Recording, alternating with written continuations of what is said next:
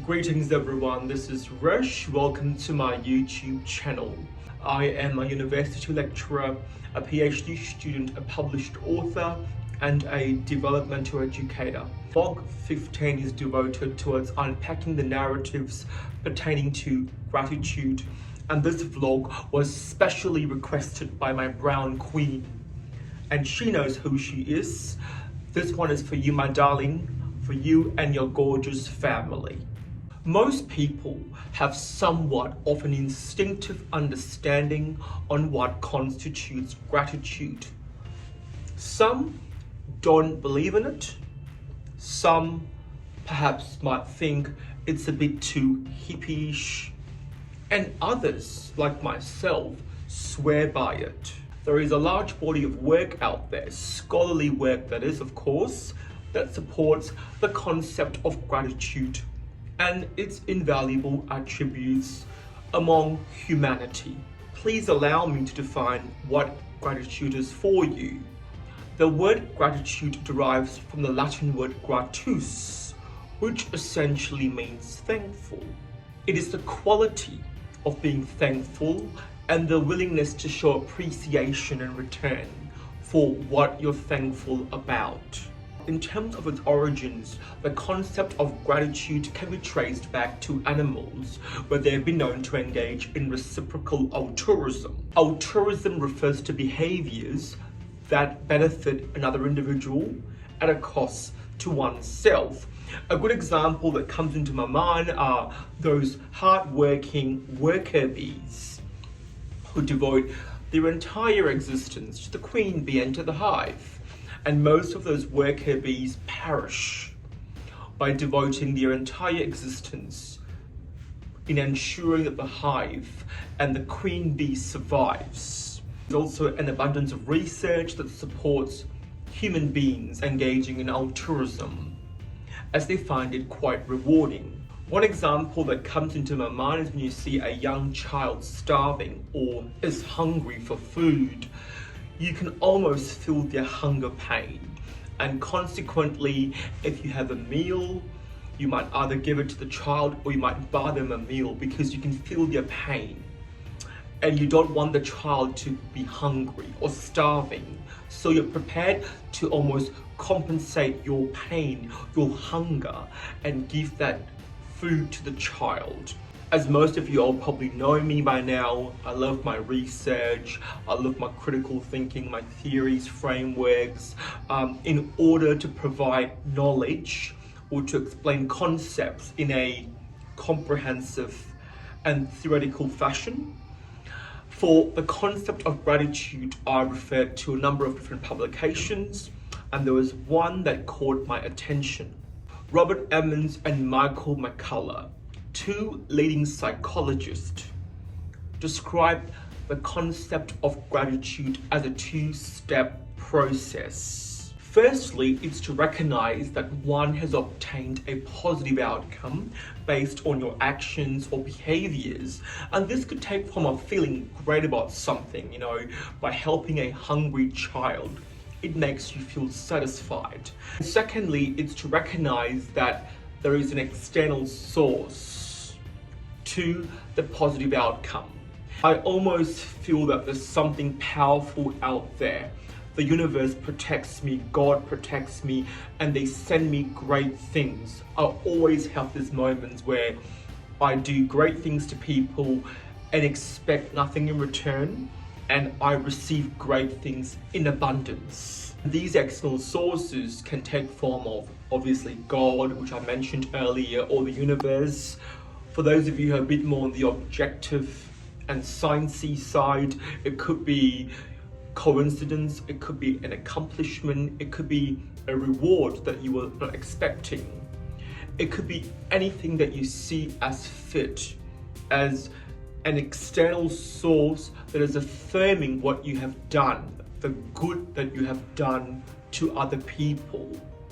So the external source has a positive influence in how you feel grateful and how you understand and appreciate what grateful disposition looks like. What determines a person's grateful disposition? The burning question here is, do we all have the propensity to feel grateful? And the answer is no, we don't. Just hear me out. Research has indicated an interplay of variables in the form of culture, morality, religion, upbringing, genetic makeup, gender, personality, have an influence on your grateful disposition. For example, within the Indian culture, we are taught from a very young age to show respect. In fact, to almost worship our teachers, because we pay respect, lots of respect to knowledge. And knowledge derives from teaching, from the teachers, of course. And in fact, I still have the same mentality right now with my PhD supervisors and also with my colleagues and academics, my senior academics who I look up to for inspiration, and I respect them abundantly. And there are also several studies that have supported the notion of straight women and gay men have a tendency to experience more grateful disposition than straight men. I'll tell you why. I do lots of work with straight men, supporting them with with mental health and depression, lots of life coaching work. And I find straight men lacking emotional intelligence. Not all, but the men that I've worked with closely. And lots of them tell me the same narrative. We can't show weakness. We can't cry. We need to look strong and we need to be manly. Blame society for this type of mentality enactment, as it has compromised the mental health of straight men. As we all know that gender is a social construct, gender should not come in between emotions. We should be able to experience emotions, load and unload them. But society has deemed that men embodying masculinity, and straight men feel that by enacting gratefulness, which is an emotional response, it dampens their ego and it makes them feel less of a man.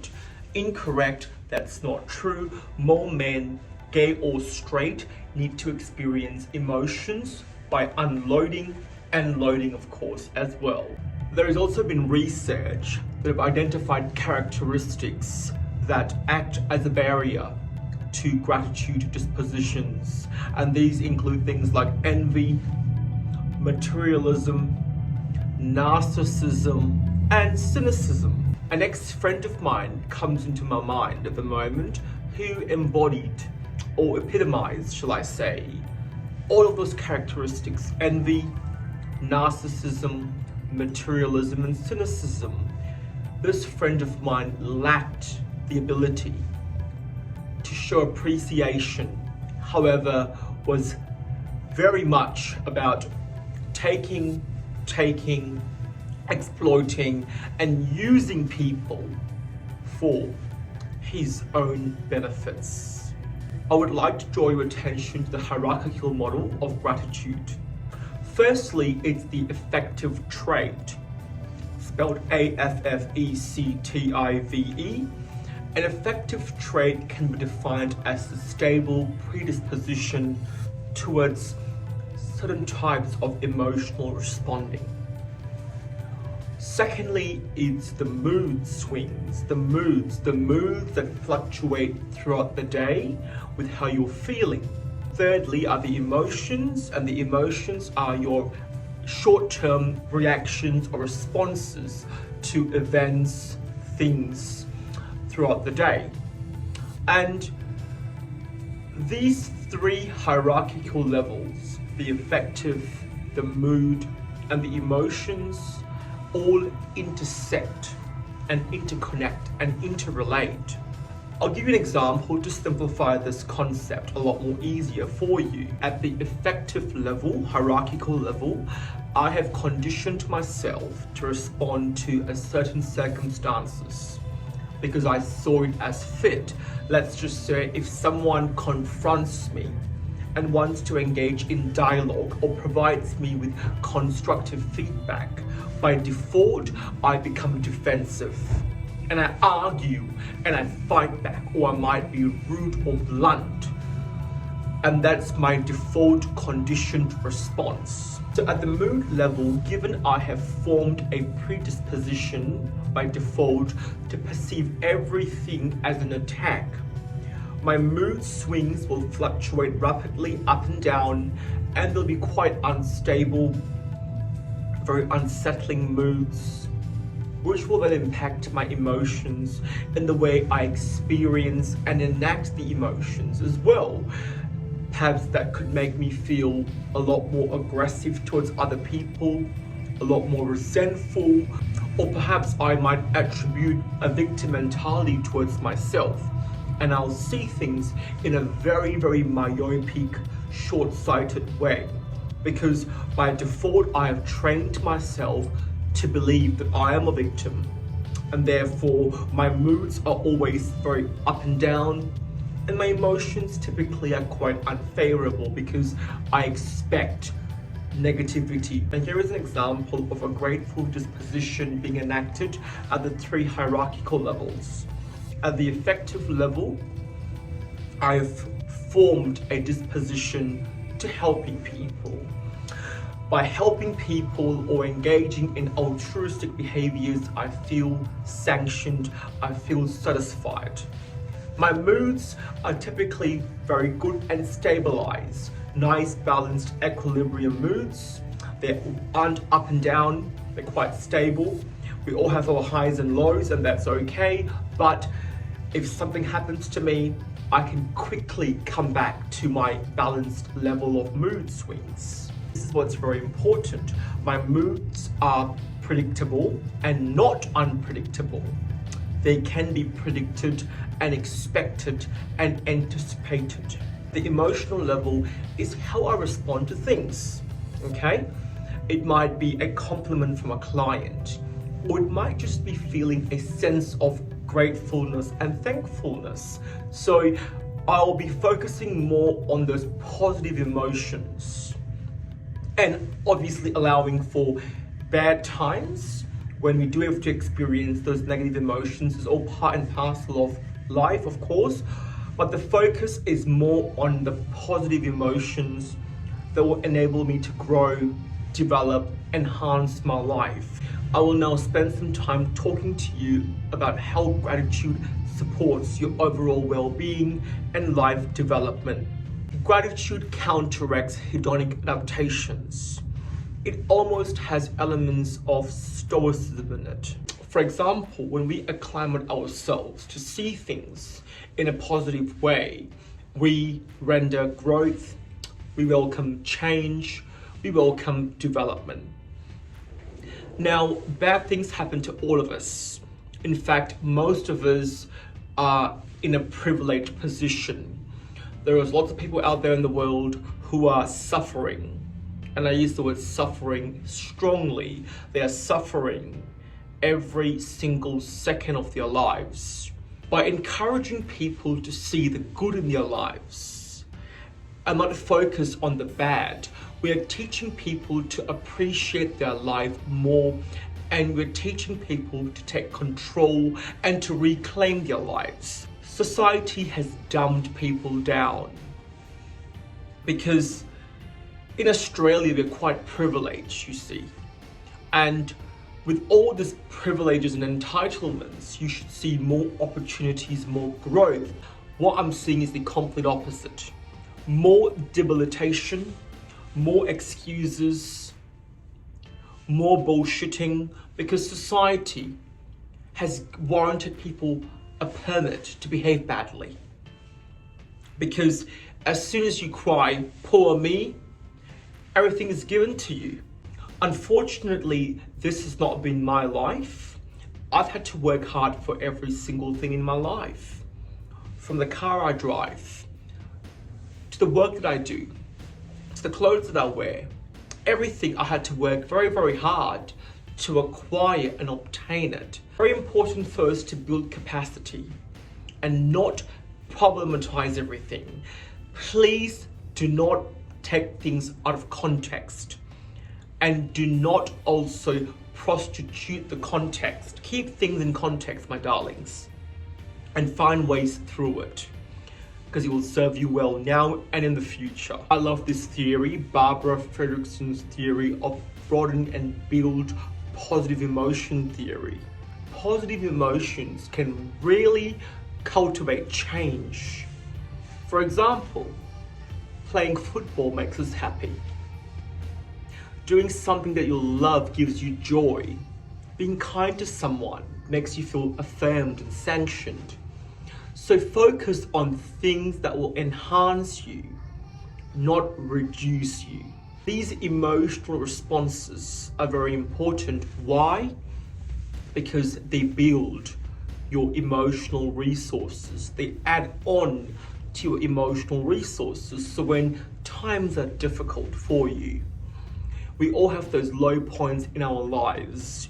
We can refer back to those bucket list of emotional resources we have and pick out things from those emotional resources portfolio to make us feel happy. By expressing or enacting gratitude in its purest form, it teaches you to focus on positive emotions like elevation, connection, motivation. And it also draws your attention to not so good negative emotions. It makes you see things in a critical fashion. For me, it actually keeps me in check. It keeps me in check on how to behave with integrity, on how to behave with respect. Working with my clients, for example, or with my students, I always tell myself this thing. This person is someone's sibling, is someone's daughter, is someone's brother, is someone's sister, is someone's family member. That in itself keeps me in check. It informs and appraises my behavior, and it makes me respond in a way that's compassionate and humanizing, of course. And this also further affirms my sense of purpose, which then improves my self-worth, and which then helps me to become more devoted, to be of service to humanity and animals as well. It gives us permission to celebrate moments in the present. You know, we spend so much time focusing on what happens if we did that and how will the outcomes look like. But by being grateful, we actually celebrate and acknowledge and experience the rewards in the moment. We respect the moment. We affirm the moment. Fundamentally, being grateful or having a grateful disposition provides you with a resistance to fight off stress, hardships, and challenges. It's truly a blessing to be grateful and to show appreciation to others and to yourself, of course. Well, that concludes the vlog for today. I hope you've learned something from it, and I hope this will help you in your own personal and professional life. I look forward to seeing you all in my next vlog. Onwards and upwards. Love you all, Resh.